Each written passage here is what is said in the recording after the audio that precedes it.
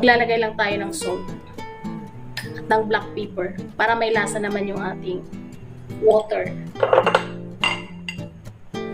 So, ito na, kumulo na yung ating water. I-blanch na natin muna yung ating squid. Mga 1 to 2 minutes.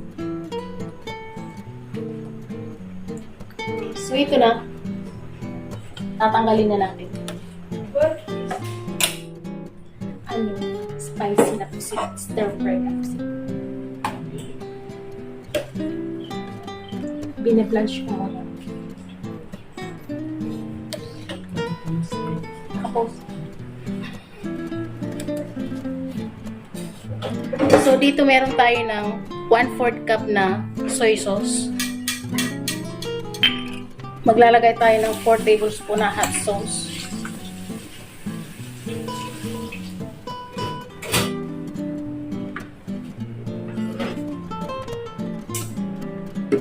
Four tablespoon na tomato sauce. 1, 2, 3, 4.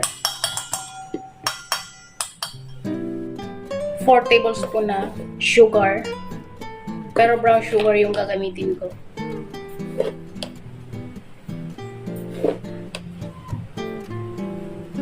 Four tablespoon na cornstarch. Lalagay tayo ng sesame oil. Mix lang natin. Hanggang sa ma-dissolve yung cornstarch na wala ng lumps.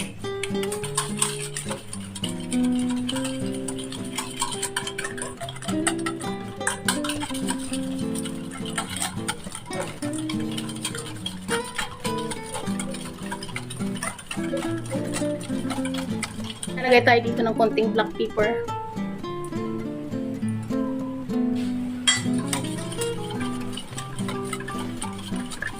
At okay na to. Set aside natin. So dito maglalagay lang ako ng konting oil. Konti lang. Butter.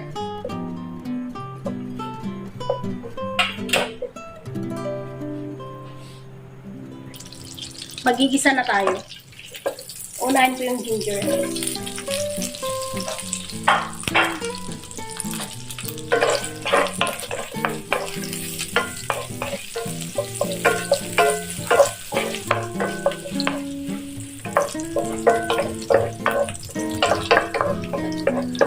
Garlic.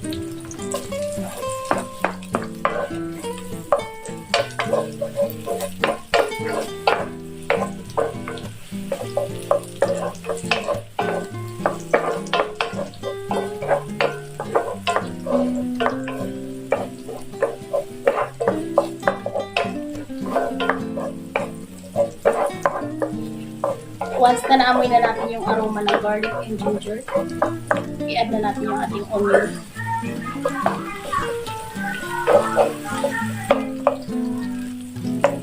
Season lang natin ang pinch of salt para by layer meron na ng lasa yung ating niluluto, and black pepper.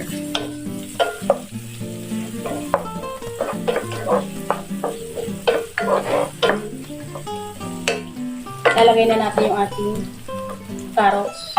So kung ayaw nyo ng carrots, pwede namang wala na.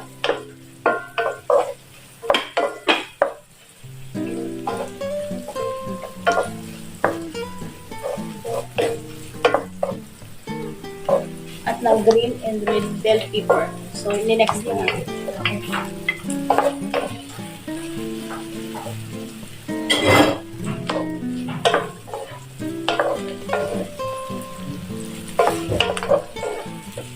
So, igisa na lang natin. At i-add na natin yung ating ginawang sauce.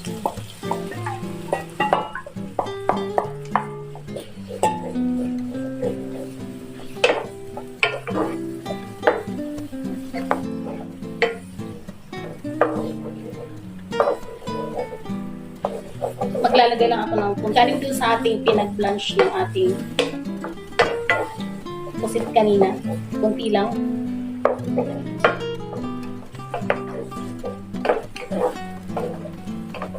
Aray.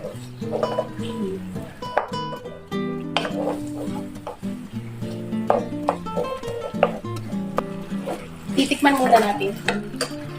I-lower na natin yung ating heat.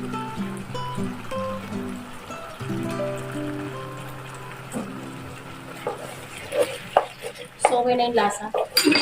Manghang.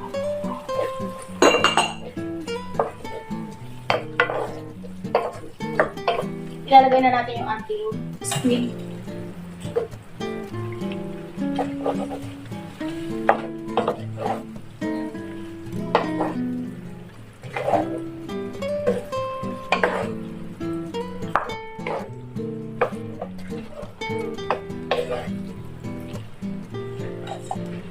Lagyan natin ng konting sauce pa.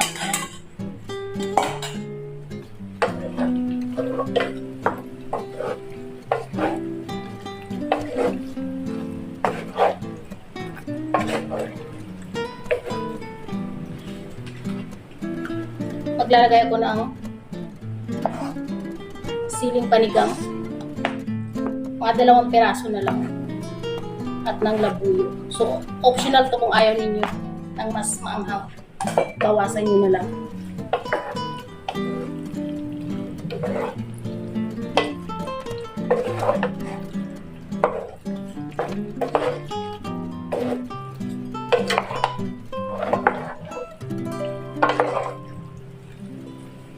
At ilalagay ko na natin yung ating leeks or ng green onion.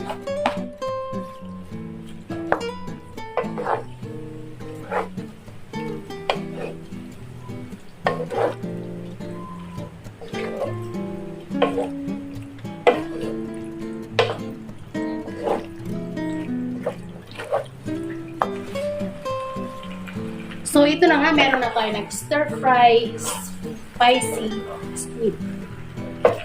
So, ayun guys, bago tayo magtapos, kung ikaw ay bago sa aking channel, please subscribe, pakiring na bell para every time na nag-upload ako ay ma-notify ka. At paki-follow ako sa aking Facebook page, Hilda Kitchen Vlog. Maraming salamat sa inyong panonood at sana magkita-kita tayo sa aking mga next video. So, follow for more at comment down below kung meron kayong mga gusto pang recipe na ipagawa sa akin. So, bye!